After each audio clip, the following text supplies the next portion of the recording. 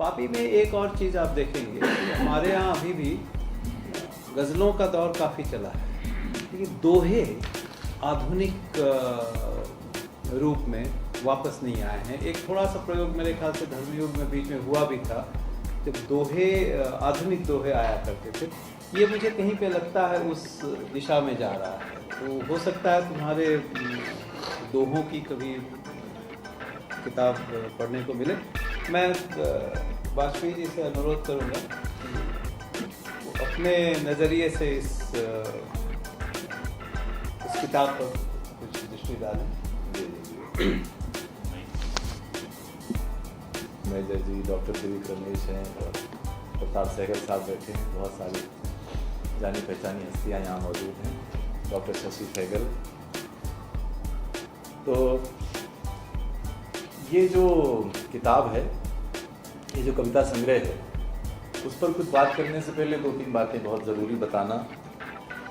पहली तो बहुत सारी मैं बहुत बधाई देता हूँ कि ये हिंदी की पहली किताब है और इतिहास बना दिया इन्होंने कि ये इस कार्यक्रम में, ये आमतौर पर अभी तक अंग्रेज़ी की किताबें होती थी और ये पहली हिंदी की, और वो भी हिंदी कविता की किताब। यानी अभी तक जो किताबें थी वो दूसरे क्षेत्रों से थी और बहुत सारे जो इश्यूज़ हैं, लेकिन ये साहित्य और कविता को लेकर के पहली किताब आई और हिंदी की। एक बात तो ये भी कहनी है कि ये उड़ीसा में उस कैडर में है, लेकिन है तो उत्तर प्रदेश के, लेकिन जाकर वहाँ पर जाके इन्होंने वो उड़ीसा की जो एक परंपरा है उसको अपना लिया। वहाँ पर जितने बड़े कवि हैं वो सारे IAS ऑफिसर, चाहे वो रमाकांत रथ हैं, चाहे सीताकांत महापात्र हैं। अभी परसों वो होने वाला है, मूर्ति देवी हरप्रसाद दास जी को उनको मिलने वाला है, और बहुत ऋषिकेश पांडा जी हैं, बहुत सारे लोग हैं IAS में। तो इन्होंने उस परंपरा को अपना लिया, ये बहुत अच्छी बात। एक और अच्छी बात ये है कि एक ये ब्यूरोक्रेसी में है, और जो सिस्टम है कि एक व्यक्ति बैसाखी के बल पे एक टांग पे खड़ा है और वो किसी काउंटर पे है या ऑफिस की किसी मेज पर है और उसका सर्टिफिकेट देखा जा रहा है। अब सर्टिफिकेट देखा जा रहा है वहां तक भी चलता है, लेकिन इंडियन ब्यूरोक्रेसी फिर सवाल करती है कि यार उसमें कोई ना कोई नुक्स निकाल के और ये साबित करना चाहते कि तेरे तो दोनों टांगे हैं, तो मुझे बेवकूफ़ बना रहा है भारत सरकार।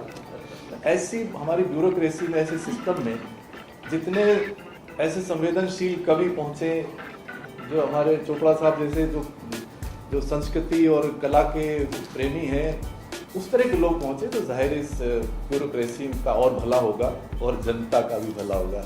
एक ये भी बात मुझे कहनी थी। अब बात आती है इस कविता संग्रह की। मैं हर महीने अमूमन 1 दर्जन से ज़्यादा कविता संग्रह मुझे मजबूरन पढ़ने पड़ते हैं किसी न किसी वजह से, और 40 करीब पत्रिकाएं नियमित रूप से पढ़ना तो संभव नहीं है, लेकिन देखता हूँ पूरे भारत की। और जाहिर है कि कहानी पढ़ी नहीं जा सकती, भूले भटके पढ़ते हैं, लेकिन कविताएं मैं सारी पढ़ता हूँ। 200-300 कविताएं अमूमन हर महीने में पढ़ता हूँ। लेकिन ये संग्रह में दावे से कहा जा सकता है कि इसकी कविताएं बिल्कुल एक अलग एक रंग लिए हैं, एक अलग पहचान लिए हैं, और ये बहुत सुखद लगा। ये संग्रह जब मेरे हाथ आया, आमतौर पे इस तरह का बोलने का काम करना पड़ता है, और जाहिर है कि आप कई बार झूठी मूठी तारीफ करने के लिए, एक संग्रह ऐसा आया, मुझे लगा कि इसमें बोलने से जो है, चलिए बिल्कुल कुछ मन की बात कही जाएगी। ये जो कविताएं हैं, इनमें विशेष बात ये है कि ये इनको एक शब्द को बरतने का जादू पता है, और ये सबसे बड़ी बात है। तो जो इनकी कविता, बहुत छोटी कविताएं आमतौर पर, लंबी कविता इसमें कोई भी नहीं है, और बहुत छोटी छोटी कविताएं भी हैं, और उस कविता में ही एक चमत्कार पैदा कर देना अचानक से, बड़े सीधे सीधे बात करते चलते फिर अचानक से कुछ ऐसा करते हैं कि उस कविता में एक चमत्कार पैदा होता है, और उसके माने बहुत व्यापक हो जाते हैं। तो जैसे आप एक पेंटिंग देखते हैं, और पेंटिंग में जो कुछ पेंटिंग में दिखाई दे रहा है, उससे बाहर अगर आप कहीं ना कहीं कल्पनाएं करने लगते हैं, तो चित्र से परे और रेखाओं से परे जो कुछ नजर आता है, वही उस चित्र की बहुत बड़ी तारीफ है। वही इनमें कविताओं में है कि शब्दों से परे बहुत कुछ है इसमें। जो ये तो अपनी बात कह के खामोश हो जाते हैं, छोटी सी कविता में, लेकिन वो कविता कहीं ना कहीं आपको बहुत सारे डायमेंशन देती, सोचने के लिए विवश करती है। और मैं उदाहरण देना चाहूँ, बहुत छोटी सी कविता है, और ये जो जंगल वाली, फूल फल पत्तियां जड़ें एक बच्चे ने भरे रंग और बन गया एक हरा भरा पेड़, दूसरे ने उठाया ब्रश और लगा दी आग सारे जंगल में। इतने छोटे से सिंबल्स के जरिए आप दो तरह के लोग हर जगह हैं, पॉजिटिव नेगेटिव, विध्वंसक और क्रिएट करने वाले। कहने का मतलब ये तो बहुत सारे जो पढ़ेगा वो अपने तरीके से इसके अर्थ निकालेगा, लेकिन इस तरह से एक सिंबोलिज्म के जरिए अपनी बात कहना, यही कविता का जादू। अगर सीधे सीधे आपने कोई बात कह दी तो वो तो एक तुकबंदी हो गई, कविता तो उसमें कहाँ रही।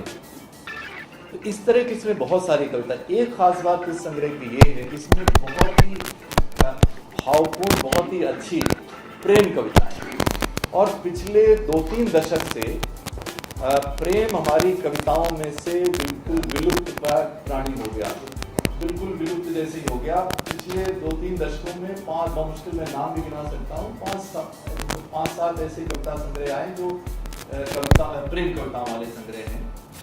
लेकिन और छुटपुट प्रेम कविताएं कहीं आ गई तो आ गई, लेकिन जैसे पहले आज 30-40 साल पहले आप जाइए, मुशायरों में सारे प्रेम कविताएं होती थी, सम्मेलनों में प्रेम गीत और श्रृंगार उसका मुख्य स्वर होता था। धर्म भी उठाइए तो सारे उसमें प्रेम गीत, इस तरह की चीजें ज्यादा होती थी। आज तो हमारी जो प्रेम के लिए मुकर्रर विधा है, जो गजल, जिसकी परिभाषा में आता है कि वो महबूबा से बातचीत है, वहाँ से प्रेम बता रहे थे। गजल विधा में कोई आधा शेर आ जाए तो आ जाए, मैं वो चालू मुशायरों में जो उस तरह की चीजें पढ़ी जाती हैं उनकी बात नहीं कर रहा हूँ, तो वो उस तरह की प्रेम कविताएं यहाँ नहीं है। उस तरह की चालू किस्म की वो लफाजी वाली प्रेम कविताएं, बाहों में मर जाऊँ टाइप की, वो प्रेम कविताएं नहीं। तो बहुत ही, जिसको हम कहते हैं बहुत एक, जिसमें आस्था और प्रेम और का जो एक उदात्त स्वरूप हमें मिलता है। और मैं चाहूँगा, मैं लोक संवरण नहीं कर पा रहा कि मैं एक कविता आपको सुनाऊँ और इस बात का सबूत दूँ आपको। प्रार्थना की मुद्रा में तुम गायत्री मंत्र सी पवित्र लगती हो, प्रार्थना की मुद्रा में तुम गायत्री मंत्र सी पवित्र लगती हो, गीले केशों से टपकती करुणा, होठों से फूटते श्लोक, आराध्य की मूर्ति आंखों में बंद, तुम आह्वान करती हो धरती का, आकाश का, समुद्र का, अग्नि और वायु का, प्रभु सभी को शांति दो, ऐसा कहकर जोड़ती हो हाथ, मानो उड़ा दिए हो कबूतर आकाश में, प्रत्युत्तर में हवा के झोंके के साथ आती है अगरबत्ती की महक, श्लोकों की अनुभूज, पूजा घर से निकल पहुंचती होगी देवताओं तक, तुम्हारे आह्वान करते होंगे विचलित पंच महाभूतों को, पर मुझे तो दिखती हो मात्र तुम किसी श्लोक से पवित्र।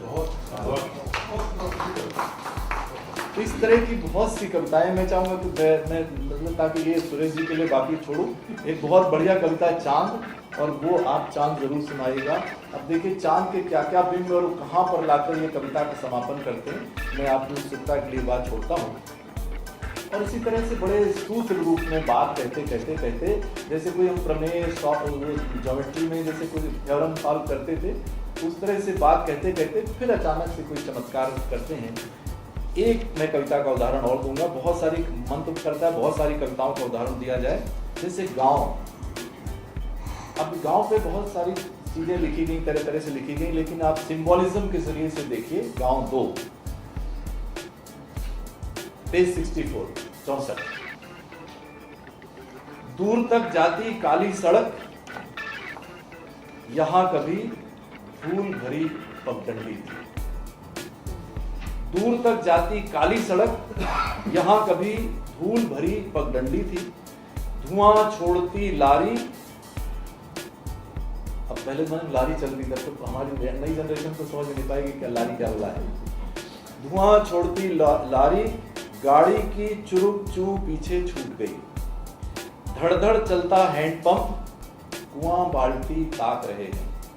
पानी फेंकता डीजल इंजन, रहट की आवाज कैसी थी।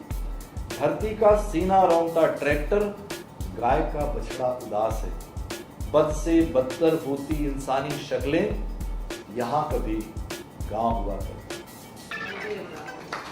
तो बहुत सिंबोलिज्म के जरिए से अपनी बात कहते हैं। और खास बात ये है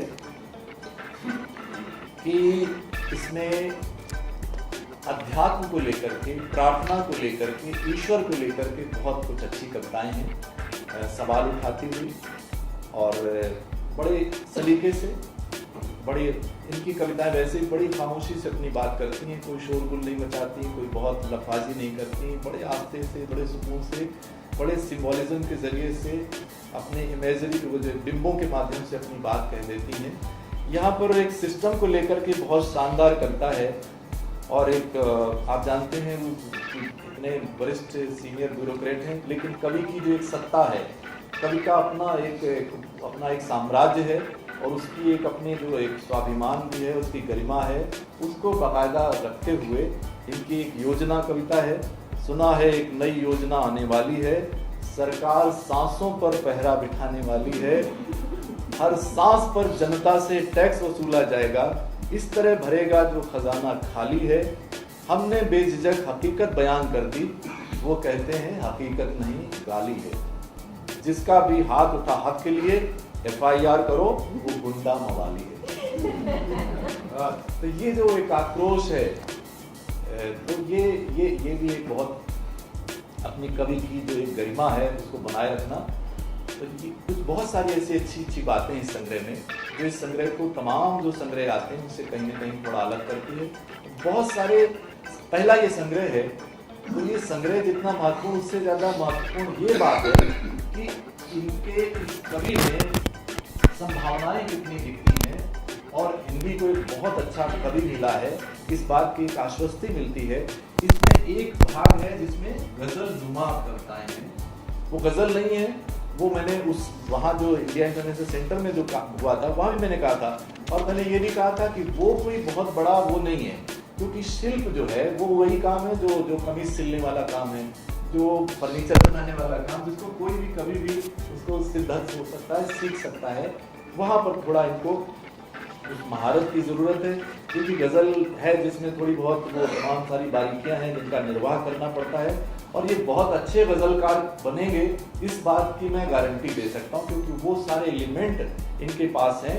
और बड़ी छोटी सी मैंने एक उदाहरण जो वहाँ पे दिया था वो मैं दोहराना चाहूँगा कि क्या होता है कि ज़रा सा एक 19-20 का फ़र्क करते हैं तो चीज़ जो है बिल्कुल बदल जाती है। जैसे इन्होंने एक लिखा, ये गज़ल नुमा मैं कहता हूँ कि उनको आती है मसीहाई खुदा खैर करे, उनको आती है मसीहाई खुदा खैर करे, हम हैं महज तमाशाई खुदा खैर करे। अब अगर इसको यूं कर दिया जाए, देखिए सिर्फ एक अक्षर का फर्क पड़ेगा, उनको आती है मसीहाई खुदा खैर करे, हम तो हैं सिर्फ तमाशाई खुदा खैर करे। ये सही हो गया। तो ये छोटी छोटी चीज़ें हैं जो शिल्प के दृष्टि से अगर कर ली जाएं तो एक बहुत अच्छे गज़लकार बनेंगे, इस बात की भी पूरी वो है। और कुल मिलाकर के ये संग्रह, मुझे लगता है इसमें बोलने में उतना और सुनने का आनंद उतना नहीं है जितना इन कविताओं को पढ़ने का जो आनंद है या सुनने का जो आनंद है, उसमें वो निश्चित रूप से वो कहीं ज़्यादा है। उसको बता करके इस तरह से शायद नहीं व्यक्त किया जा सकता। मैं बहुत सारी शुभकामनाएं।